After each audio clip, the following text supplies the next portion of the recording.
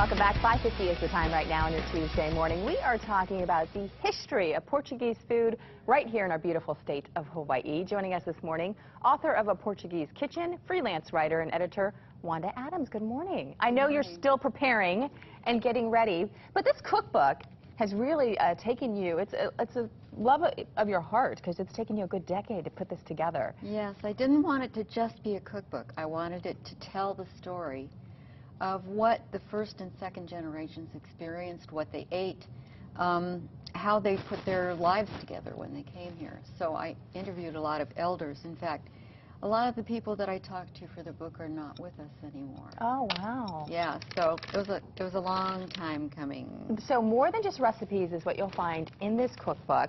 And I'm going to tell you where you can get the cookbook. But you are sharing with us, you know, when you think of Portuguese, you think of pork. Especially at Thanksgiving, I didn't know, but you do it during Thanksgiving?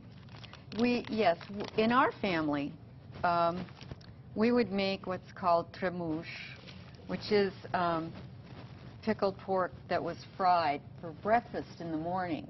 And that was to keep you all the way till the 3 o'clock dinner. And we would have it with Portuguese bread and olives and scrambled eggs. What are you making for us right now? A marinade, right? I'm going to make this marinade that's very, very simple, not much to it.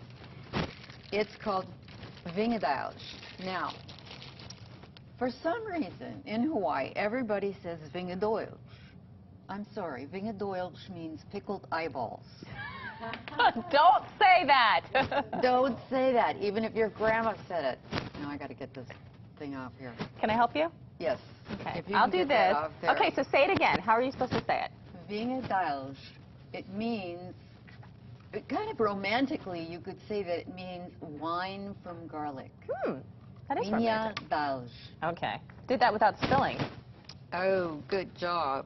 Now, when we Portuguese buy vinegar, we buy vinegar.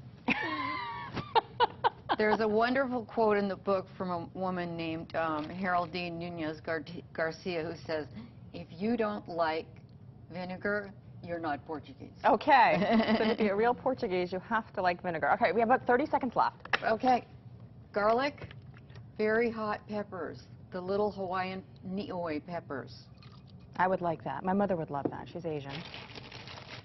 And Hawaiian salt. And that's it? That's it. And there you go. Yeah. Just a few ingredients is all you need. That's what right. do you do with it after this? For meats, usually you keep it 24 hours. For fish, you only need to do about an hour. Okay. And it'll turn kind of white, and it'll look rather strange, but then you fry it up, and it's fabulous. Wanda, I love your honesty. Thank you for joining us. Where can we find your cookbook? You can find my cookbook at any bookstore or at Mutual Publishing, where it's actually at discount.